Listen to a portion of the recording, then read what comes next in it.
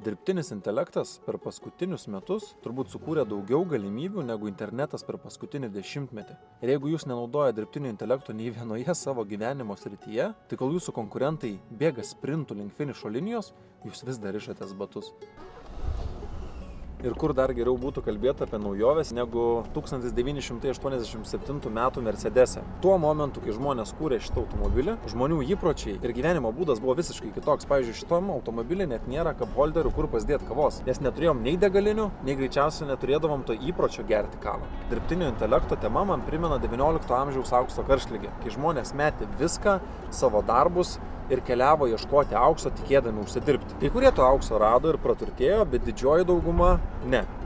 Bet buvo dalis žmonių, kurie praturtėjo ir tikrai neblogai. Tie žmonės buvo ne tie, kurie kasė auksą. Tie žmonės buvo tie, kurie važiuodavo į stovyklavietės ir pardavinėdavo kastuvus, kibirėlius, maistą, drabužius ar net nakvynę. Ir dabar iš esmės vyksta tas pats. Didžiulius pinigus uždirba tie, kurie pardavinėja dirbtinio intelekto kursus ar kažkokią tai stebuklingą piliulę, kur jums atrodo nieko nereikės daryti, įdieksit kažkokį tai naują įrankį savo verslą ir tas įrankis jums uždirbs pinigus.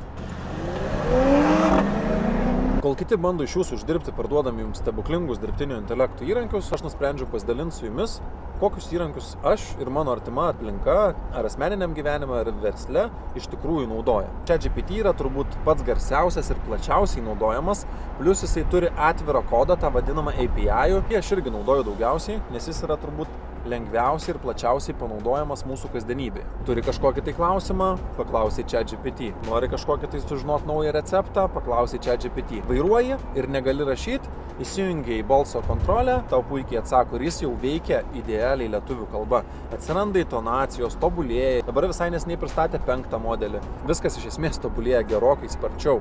Antras dalykas, tai kadangi mes darom podcastą, mes naudojam dar vieną papildomą programėlę, kuri yra pavadinimu Opus Clip. Ji mums padeda iš ilgo formato turinio padaryti trumpą turinį. Darom podcastą, kuris yra 1,5 valandos ar 2 valandų. Mes norim padaryti video shortus, kad jie pritrauktų dar daugiau žmonių. Dažnai sulaukiu mailo, kur žmonės man rašo, kad galim paimti jūsų podcastus ir padaryti trumpesnį turinį.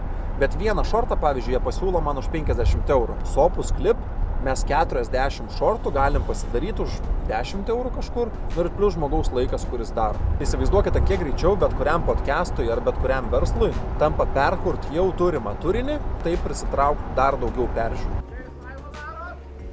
Ne laivo. Ne. Bloginat ar ką iš? Panašiai. Dėkui. Trečias dalykas, kurį naudojam, tai yra programėlė Captions, kuri automatiškai ant vaizdo įrašų uždeda subtitrus. Prieš galbūt 4 metus socialiniuose tinkluose žmonės pradėjo pastebėti vieną dalyką, kad žmonės socialinius tinklus dažnai naudoja be garso. Ir jeigu tai yra kažkoks turinys, kuriam jūs kalbatės, iš esmės tampa bevertis, nes žmogus, esantis viešajam transporte ir neturintis ausinių, laukintis eilėje, būnantis darbe tarp kolegų, kur nenori įsijungti garso, jis jūsų turinio peržiūrėti ir suprasti negali. Todėl visi ant vaizdo įrašų pradėjo dėti subtitrus. Ir atsirado programėlės, kurios tą daro automatiškai ir beveik be klaidų. Net ir lietuvių kalboje, kėlus minutės vaizdo įrašą, jisai padaro 5-6 klaidas, kurias pataisyti užtrunka minutę ar 2, nors jeigu reikėtų tą daryti ir pačiam dėti subtitrus, turbūt užtruktumėt kokią gerą valandą. Dar viena programėlė, kurią labai daug naudojam, tai yra CapCut. Jinai iš esmės pati nėra dirbtinio intelekto įrankis, tačiau jinai turi labai daug dirbtinio intelekto integracijų. Pamenu, kai bandydavau daryti prieš kokius 9 metus tam tikrus vaizdo įrašus, dar naudodavau Sony Vegas programą. Ir ten turėdavai sėdėti 4-5 valandas, kad uždėtum kažkokį tai efektą. Raidės ant ekrano ir tos raidės ten po to išnyktų, pavirstų dūmais. Dabar CapCut tą gali padaryti per sekundę. Norit, kad žodžiai išnyktų, kad žodžiai susidėliotų lyg dėlionė, vienas mygtuko paspaudimas. Tokia programėlė sutaupo 1000 valandų redagavimo. Taip jūs galite padaryti gerokai lengviau, daug kokybiškesnio turinio.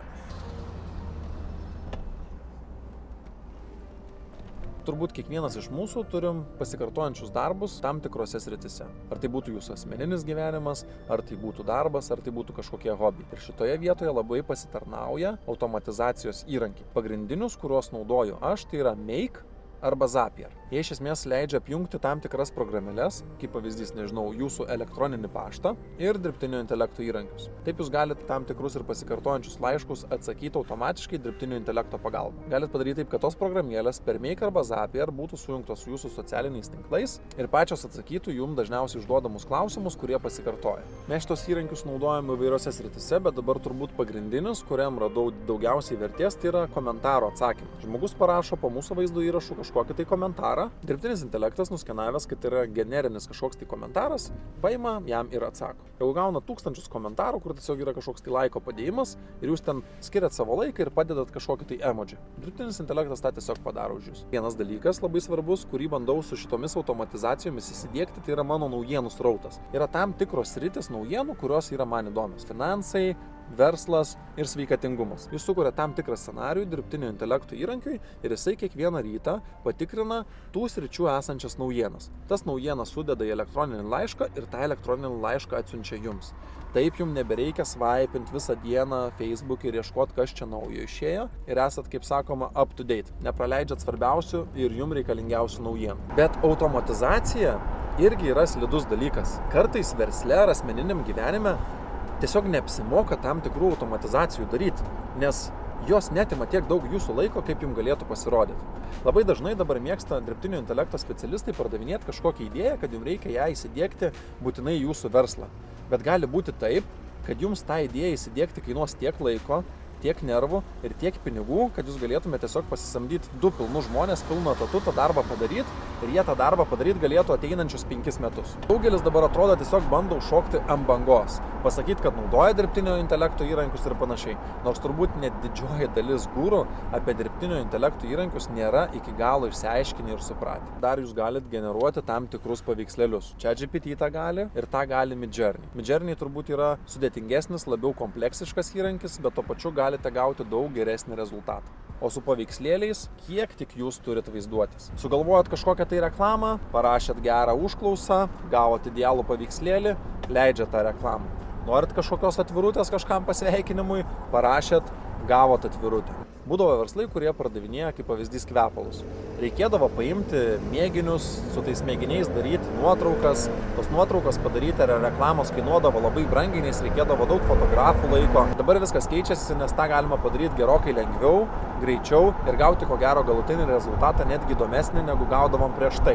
Pasaulis tikrai veržiasi į priekį, labai tobulėja, labai sparčiai tobulėja, bet turbūt ne tiek greitai, kiek visi nori, kad jūs galvotumėt. Tikrai yra dar daug dalykų, kuriuos reikia tobulinti, yra labai daug dalykų, kurie dar yra neišdirbti iki galo, yra labai daug dalykų, kurie tiesiog neveikia. Dabar yra puikia terpė jums užsidirbti pinigų, sugalvot, kaip įdarbinti dirbtinio intelekto įrankius, suteikti kažkam paslaugą, tą padaryti pakankamai greitai, kokybiškai ir tą paslaugą galima tiesiog pardavinėti. Verslams, fiziniams žmonėms, ar tą gali tiesiog daryti freelanceriams, kuriems reikia kažkokių tai nebrangių paslaugų.